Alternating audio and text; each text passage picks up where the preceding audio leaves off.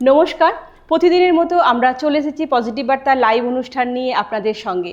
আজকে আমাদের মধ্যে যিনি উপস্থিত আছেন আমাদের ত্রিপুরার বিশিষ্ট অ্যাডভোকেট জয়দিল হোসেন স্যার। তো ওনার সাথে আমরা প্রথমে পরিচয় করে নেব। নমস্কার স্যার। নমস্কার। আমাদের পজিটিভ বার্তা এসে স্যার আপনার কেমন লাগছে? খুব ভালো লাগছে, কারণ পজিটিভ বার্তা পজিটিভ কিছু নিয়ে এসছে, ত্রিপুরাতে লঞ্চ হয়েছে এবং আমরা আশা করছি যে এই পজিটিভ বার্তা ত্রিপুরা জনগণের যে পজিটিভ দিকগুলো ওঠানোর জন্য, পাশাপাশি যে সরকারের পজিটিভ দিকগুলোও যাতে এই পজিটিভ বার্তার মাধ্যমে মানুষের কাছে পৌঁছে। ঠিক স্যার, এই জন্য এটার প্রতি আমার শুভেচ্ছা রইল। ধন্যবাদ স্যার। তো স্যার এরপরে জেনে নেব আপনার পরিচয়টা একটু ডিটেলসে। আমি অ্যাডভোকেট জয়দুল হোসেন। তো স্যার এরপরে জেনে নেব যে আপনি তো এই পেশাতে অনেক দিন ধরেই যুক্ত আছেন, তো কিভাবে এলেন এই পেশাতে?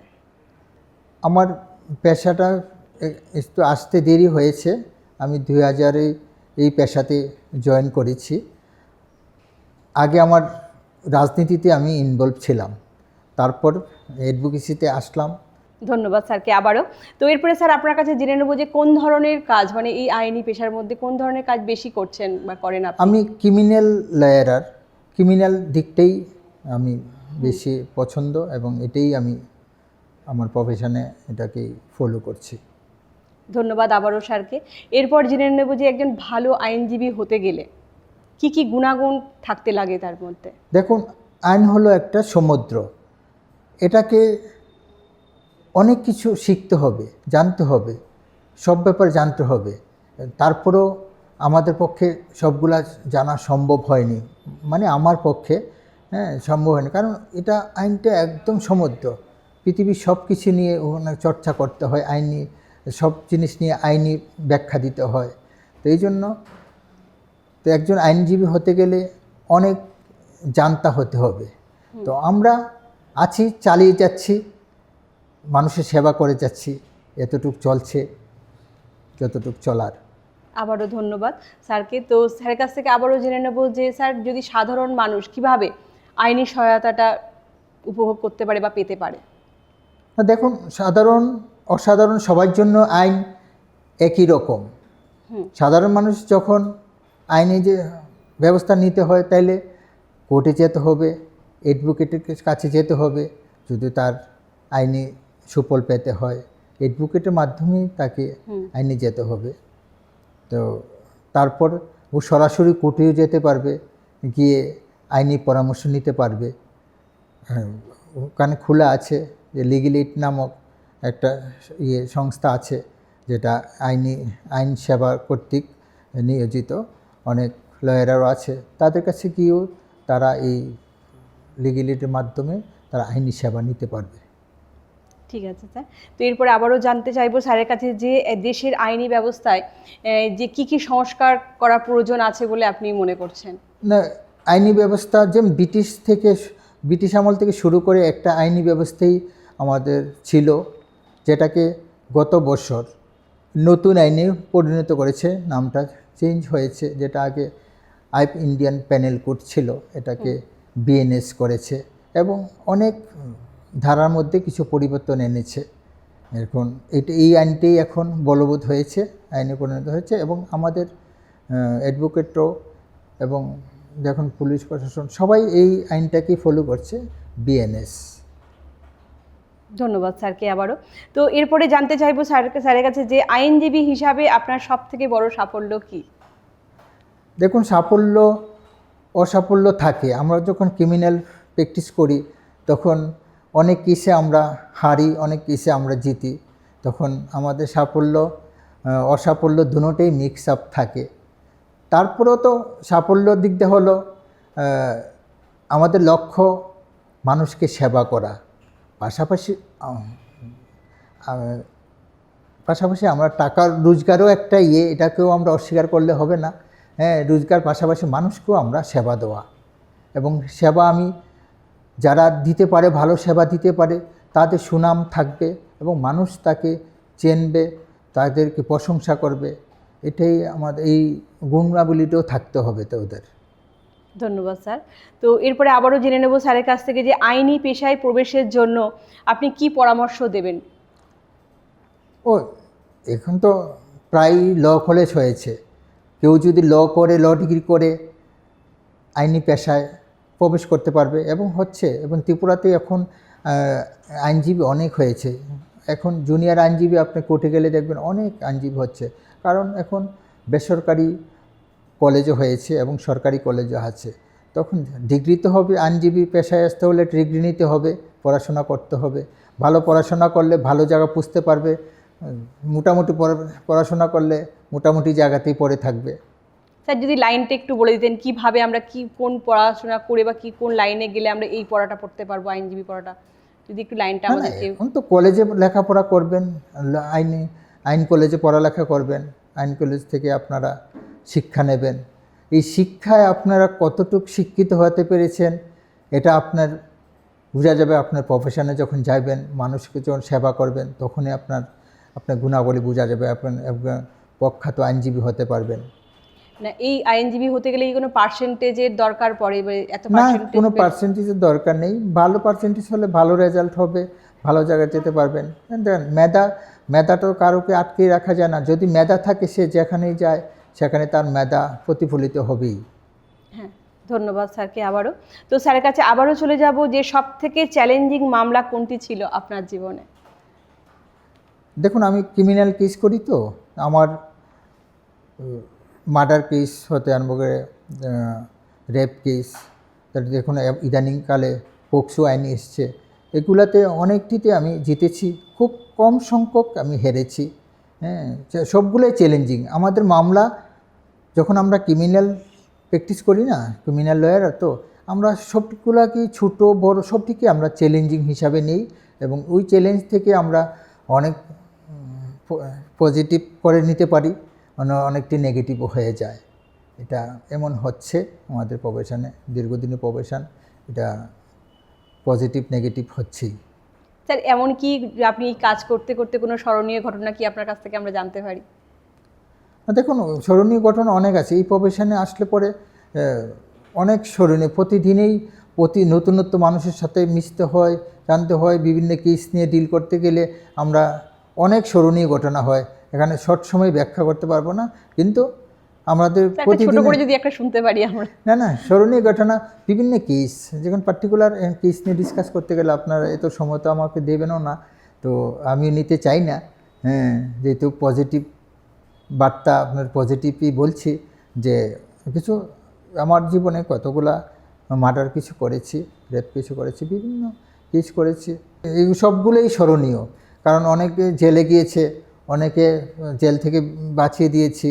হ্যাঁ, এগুলো সবটি আমার জীবনে স্মরণীয়, কোনোটাই ভুলার মতো নয়। ধন্যবাদ স্যারকে আবারও। তো এরপরে জেনে নেব যে জামিন পাওয়ার নিয়ম ও প্রক্রিয়াগুলি কি কি আছে আমাদের। দেখুন, জামিন পাওয়ার কেসে কেসে বেরি করবে না। যখন মার্ডার কেস, আপনি জামিন পেতে গেলে কিছুটা কাঠগোড়া, মানে কিছুদিন থাকতে হবে, জেলে থাকতে হবে। তাকে আইন অনুযায়ী তাদের যেই ক্রাইমের ক্যাটাগরি অনুযায়ী তাদেরকে অন্যভাবে ব্যবস্থা করতে হবে। হ্যাঁ, এটা সবটা পুলিশের উপরে নির্ভর করছে, কারণ তার কতটুক অফেন্সটা গিভিয়াস না, কতটা সিম্পল, এইগুলোর উপর নির্ভর করছে। বিভিন্ন যেমন ধারার উপর নির্ভর করছে। যখন মার্ডার কেসের ধারা আলাদা আছে, এগুলারও একটা পিরিয়ড আছে বেল পাওয়ার মতো। এবং কিছু রেপ কেসের যখন কিছু আছে, পোক্সো আইনেরও কিছু ধারা আছে, যেটা বেল পেতে একটা পিরিয়ড পর্যন্ত তাদেরকে জেল হাজতে থাকতে হয়। এবং আবার বিভিন্ন প্রভিশন আছে, জেল না গিয়েও ও আগাম জামিনও পেতে পারে। তার কেসের ইয়ের ওপর নির্ভর করছে, তার অফেন্সটার উপরে নির্ভর করছে। স্যার, এই যে আপনি বললেন যে যেটা করছেন আপনি, যে প্রফেশনটা, এরকম তো অনেক ধরনের পার্ট থাকে না আইনি ব্যবস্থাতে, তো সেই পার্টগুলো একটু যদি জানতে পারি আমরা। যেমন ক্রিমিনাল কেসে আপনি করছেন, এরকম পার্ট থাকে। যেমন সিভিলটা, হ্যাঁ, ফ্যামিলি, অনেক অ্যাডভোকেটটা ফ্যামিলি ম্যাটারটা নিয়ে দেখে, ফ্যামিলি কোর্টের অনেকেই সিভিল ম্যাটার, যেটা সিভিল জায়গা সম্পত্তি নিয়ে যেগুলো হয়, হ্যাঁ, এগুলা নিয়ে করে। আমরা যখন হিনিয়াস ক্রাইম নিয়ে আমি নিজেই ক্রিমিনাল সাইডটা করি। তো এই বিভিন্ন ক্যাটাগরি আইন অনুযায়ী প্র্যাকটিসটা মানে যার যার পছন্দ মতে সে করে। যেমন আপনার যখন লেখাপড়া করে সাবজেক্ট যখন আলাদা আলাদা থাকে, হ্যাঁ, এই সাবজেক্টে মাস্টারি চাকরি করবে, কেউ ডাক্তারি করবে, কেউ ওই করবে। তো আইনের মধ্যেও ওরা সবাই আইনি গ্রাজুয়েট, আইনি মাস্টার্স, কিন্তু বাট তার পছন্দটা তে কোন সাইডে তার প্র্যাকটিসটাকে নিয়ে যাবে এটা তার নিজ নিজ পছন্দ মতো করে। হ্যাঁ স্যার, তো ধন্যবাদ স্যারকে আবারও। তো এরপরে স্যারের কাছ থেকে আবারও জেনে নেব যে স্যার এই গ্রাম বা প্রত্যন্ত এলাকার মানুষ ওনারা কিভাবে মানে আইনি সহায়তাটাকে ভালো করে পেতে পারে, যদি মানে আপনি বলতে চাইছেন যে গ্রাম প্রত্যন্ত এলাকা মানুষ, গরিব মানুষরা যখন আসে, হ্যাঁ, আইনি, তো দেখুন সরকার থেকেই এটাকে একটা ব্যবস্থা রাখা হয়েছে যে বিভিন্ন কোর্টে গিয়ে দেখবেন আইনি পরামর্শের জন্য যোগাযোগ রাখুন, ফোন নাম্বার দিয়ে দিচ্ছে, সাইনবোর্ড লাগানো হচ্ছে, লাগিয়ে রাখছে। এটা লিগেলেট একটা আছে, লিগেলেট থেকে তার ফ্রিতে তারা যে গভর্নমেন্টই তাকে উকিল নিয়োগ করে দেবে এবং উকিলের পয়সাও গভর্নমেন্ট দেবে এবং তারা ফ্রিতে তারা আইনি সেবা পাবে, যেটা লিগেল এইড সার্ভিসটা। আচ্ছা, এই জন্য পয়সা, যারা পয়সা নেই তাদেরকেও আইন পেতে কোনো অসুবিধা হবে না, সরকার এভাবে ব্যবস্থা করে রেখেছে। ধন্যবাদ স্যারকে আবারও। তো স্যারের কাছ থেকে তারপরে জেনে নেব যে স্যার এই যে আমাদের সমাজে যে মহিলারা ঘরে বাইরে অনেক রকমভাবেই অত্যাচারিত হচ্ছে, তো তাদের জন্য কীরকম আইনি ব্যবস্থাটা আছে আমাদের? দেখুন, আপনি অত্যাচারিত একটু ক্লাসিফিকেশন কি এটাও বলুন যে কী ধরনের অত্যাচার হচ্ছে, মানে ঘরোয়া বলুন, যেটাকে বলে আর কি ফ্যামিলিগত বলুন। আচ্ছা, ফ্যামিলিগতর জন্য ফ্যামিলি কোর্ট আছে আলাদা করে, হ্যাঁ, তারা গিয়ে এখানে আইনি পরামর্শ নিতে পারবে, উকিল, সরকারি লিগেল এইডের, তারপর সরকারি অ্যাডভোকেটও আছে এবং যারা ডিফেন্স করে, যারা বেসরকারি তারা অ্যাডভোকেট আছে, তাদের সহযোগিতা নেবেন, ফ্যামিলি কোর্টে নেবেন। ফ্যামিলি কোর্টে বিশেষ বিশেষ ক্ষেত্রে আলাদা আলাদা মানে চর্চা হয়ে তারপরে তাদেরকে যে ফ্যামিলি কোর্টে একটা ব্যবস্থা আছে যেটা তারা যেই আইনগত, যেমন ভরণ পোষণ পেতে গেলে ভরণ পোষণের জন্য আলাদা করবে, ডিভোর্স পেতে গেলে ডিভোর্স করবে, আর যখন তাদেরকে স্বামীর করে নিয়ে যায় না, তো সে যেতে চাইছে, এই ধরনের আইনও পেয়ার করতে পারবে। এই জন্য সব ব্যবস্থাই আছে ফ্যামিলি কোর্টে, এই জন্য মহিলাদের জন্য তো ফ্যামিলি কোর্টটাই পার্টিকুলার দেওয়া আছে। ধন্যবাদ স্যারকে। স্যার এরপর থেকে পরে আপনার কাছে আবারও জেনে নেব যে অনেকে ধরেন যে অনেক মহিলারা আছে বা মহিলা কেন পুরুষও বলবো যে তারা কেস লড়তে পারছে না, তাদের আর্থিক সহায়তা সেইভাবে পায় না, তো সেখানে কি সরকার সাহায্য পায় তারা? বললাম না, লিগেল এইড সার্ভিস আছে, কোর্টে সাইনবোর্ড দেওয়া আছে এবং অফিস দেওয়া আছে, সেখানে গিয়ে তারা লিগেল এইড অ্যাডভোকেট রাখার জন্য পেয়ার করতে হবে। পেয়ার করলে অলরেডি তাদেরকে লিগেল এইড থেকে তাতে অ্যাডভোকেট নিয়োগ করে দেবে এবং অ্যাডভোকেট দেখবে এই অ্যাডভোকেটের ফিসটা সরকার দেবে, তাদের কোনো পয়সা লাগবে না। এটা আমাদের ঘরোয়া মহিলাদের জন্য, সবার জন্য, হ্যাঁ, এই জন্য তো সেকশন খুলে দেওয়া হয়েছে যে সবার জন্য যাতে ফ্রিতে আইন সেবা নিতে পারে। স্যার এরপরে আসবো যে আমাদের সমাজে যে ধরুন নাবালিকা যারা আছে যেভাবে অত্যাচারিত হয়, সেখানে আইনটা কিভাবে কার্যকরী হচ্ছে? দেখুন, নাবালিকা যখন কিছু এখন দর্শিতা হচ্ছে, মনে করেন দর্শিতার জন্য নাবালিকা যখন দর্শিতা হচ্ছে, তো পোক্সো আইন আছে একটা, হ্যাঁ, যে আন্ডার এজ যারা বিলো 18-এর নিচে যারা আছে তাদের যদি দর্শন হয় বিভিন্ন হয়, তাদের পোক্সো আইনটা খুব কড়াকড়ি আছে, হ্যাঁ, সমাজে এখন জানে পোক্সো আইনটা খুব জটিল, এবং কারণ জটিল হওয়া দরকার, কারণ যারা বিলো 18 নাবালিকারা দর্শন হবে, বিভিন্নভাবে হবে, তার জন্য এই আইনটা আছে।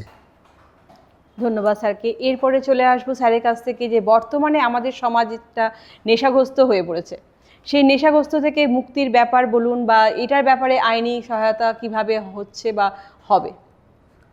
দেখুন, নেশাগ্রস্ত হলে তো এটাকে অ্যাওয়ারনেস করে এলাকাতে বা গার্জিয়ানরা অ্যাওয়ারনেস করে তাদেরকে শুধরাতে হবে, তাদেরকে নেশা থেকে দূরে রাখতে হবে, খেলার মাঠে নিয়ে দিতে হবে তাদেরকে, এটা তাদের ফ্যামিলির ডিউটি যারা হবে। আর যারা নেশা কারবারি করছে তাদের জন্য তো আইন আছে, NDPS আইন আছে, খুব কঠিন আইন, এবং আপনারা দেখছেন মানে এখন সরকারও খুব মানে এটাকে নিয়ে খুব গুরুত্ব দিচ্ছে যারা যে নেশা থেকে যাতে নেশামুক্ত ত্রিপুরা গড়ার জন্য এই সরকারের একটা মিশন আছে। এখন এটা আইন আছে, এখন দেখছেন আপনার এখন প্রায় কোর্টে মনে করেন কেস পেন্ডিংয়ের মধ্যে, জেলে মনে করেন নেশাগ্রস্ত অনেক যারা নেশা বিক্রি করছে NDPS কেসে তারা অনেক জেলে আছে। ধন্যবাদ স্যার। আমি এই ওকালতি পেশার আগে কোর্টে আসতাম, এই আগরতলা কোর্টে আসতাম। আসার পরে যারা উকিলদেরকে দেখে বা বিভিন্ন ইয়ে থেকে দেখে আমার মনে একটা চিন্তা আসলো যে যে আমি তো অ্যাডভোকেট হতে পারি। তখন আমি এখান থেকে আমার অ্যাডভোকেট হওয়ার যে একটা স্বপ্ন আস্তে আস্তে আমার ভিতরে ঢুকে গেল।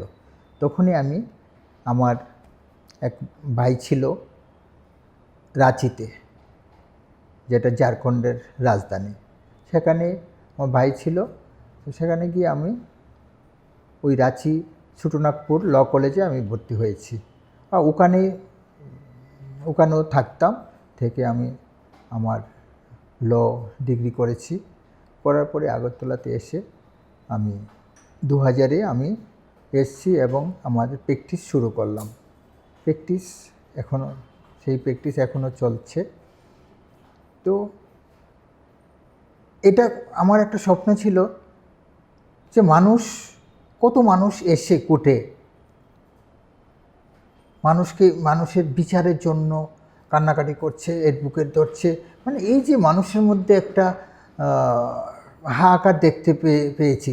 সাধারণ মানুষ এসে বিচারের জন্য কোর্টে, পুলিশ কোর্টে, এখানে সেখানে খুব দৌড়ঝাঁপ করছে, খুব ভিড়ভাট্টা দেখে একটা মনে হচ্ছে যে আমার একটা ফিলিং আসলো যে না, আমি এই পেশায় এসে মানুষকে আমি সহযোগিতা করি।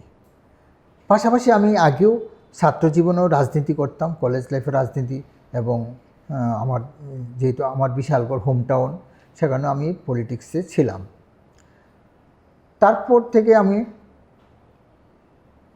উকালতি পরে আমি যখন জয়েন করেছি, আমি মানুষের সেবায় করতে থাকলাম। পাশাপাশি আর্নও হতো, টাকা রোজগার হতো, এটাও দরকার বাঁচতে গেলে, তারপরে হতো, কিন্তু সেবাটা আমি করতে পেরেছি।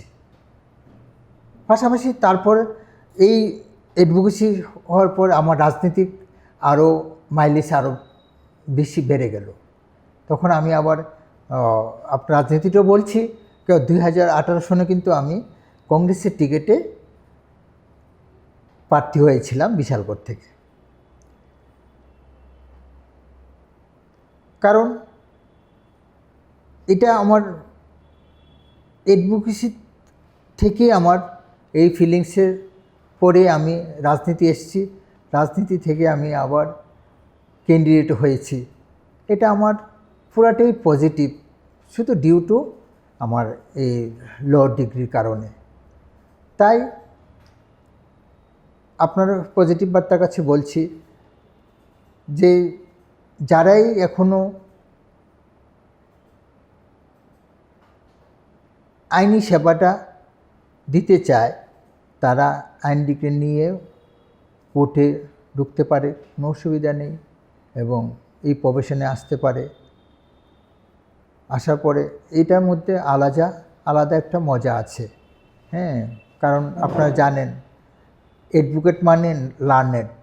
হ্যাঁ, এটা প্রফেশনটা একদম একটু লার্নেড হিসাবে আমাদেরকে লার্নেটই বলা হয়, কারণ এই প্রফেশনটা একটু আলাদা গ্রেভিটি আছে। তাই আমি পজিটিভ বার্তার মাধ্যমে আপনার সবাইকে ধন্যবাদ দিতে চাই। এই পজিটিভ বার্তা যেন সারা ত্রিপুরার মানুষকে পজিটিভ দিকে নিয়ে যেতে পারে। এই বার্তার মাধ্যমে অনেক চ্যানেল আছে ত্রিপুরাতে, কিন্তু আপনার এই নামটা খুব ভালোই দিয়েছেন, পজিটিভ বার্তা। এটা যাতে ত্রিপুরার পজিটিভ মাইন্ড আপনারা প্রয়োগ করুন এবং সারা ত্রিপুরার মধ্যে মানুষের কাছে গিয়ে পৌঁছান। হ্যাঁ, ধন্যবাদ স্যারকে। সত্যি আমাদের এই পজিটিভ বার্তার উদ্দেশ্য এবং লক্ষ্যই হলো সমাজে ইতিবাচক ভাবনা ছড়িয়ে দেওয়া। হ্যাঁ, আপনি ঠিক বলেছেন এবং আপনাকেও অসংখ্য ধন্যবাদ। তো স্যারের কাছে এবার জেনে নেব যে স্যার তো শুনেছি কুম্ভে স্নানে গেছিলেন, তো এটার গল্পটা যদি একটু শুনে নিতে পারতাম স্যারের কাছ থেকে। দেখুন, আপনারা তো জানেন 144 বছর পর কুম্ভ মেলা হয়েছে।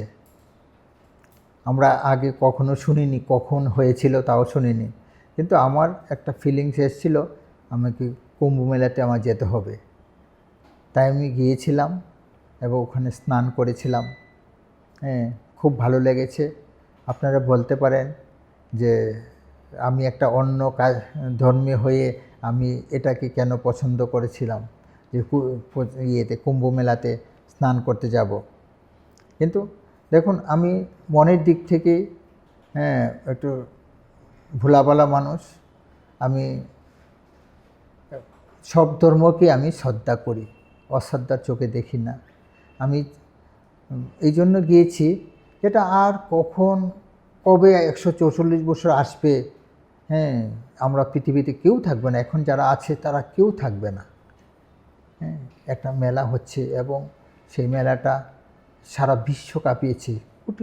কত 50-60 কোটি মানুষের ওখানে যাওয়া, সেখানে স্নান করা, এটা আমার কাছে খুব পজিটিভ লেগেছে যে আমার এখানে যেতে। আমার খুব ফিলিংস হচ্ছিল যে আমার যেতে হবে।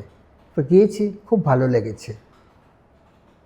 তো এটাকে অনেকে, যেহেতু আমি ধর্মনিরপেক্ষ দেশে বাস করি এবং আমরা ইন্ডিয়া সেকুলারিজম কান্ট্রি, সেখানে আর পাশাপাশি আমি রাজনীতিতেও আছি, ওকালতিতে আছি। আমাদের কাছে কোনো পার্টিকুলার ধর্মের লোক আমাদের কাছে আসে না, সর্বধর্মের লোকই আমাদের কাছে আসে এবং সর্বধর্মের মানুষেরই আমরা সেবা করি।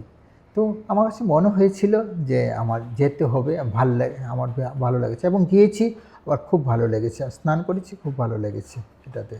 ধন্যবাদ স্যারকে। তো আমরা অনুষ্ঠানের একেবারেই শেষ পর্যায়ে চলে এসেছি। তো আমি বলবো যে আমাদের অনুষ্ঠান কেমন লাগছে আপনাদের অবশ্যই জানাবেন এবং আপনারা চোখ রাখবেন আমাদের পজিটিভ বার্তার ফেসবুক এবং ইউটিউব চ্যানেলে এবং ত্রিপুরা নলেজ সিটির পেজে। তো আমি প্রার্থনা করব স্যার সুস্থ থাকুন, ভালো থাকুন এবং আপনারাও সুস্থ থাকুন, ভালো থাকুন এবং পরবর্তী অনুষ্ঠান দেখার জন্য চোখ রাখুন আমাদের পজিটিভ বার্তার লাইভ অনুষ্ঠানে। আজকের মতো অনুষ্ঠান এই পর্যন্তই। নমস্কার। আপনাদেরকেও ধন্যবাদ, অশেষ ধন্যবাদ।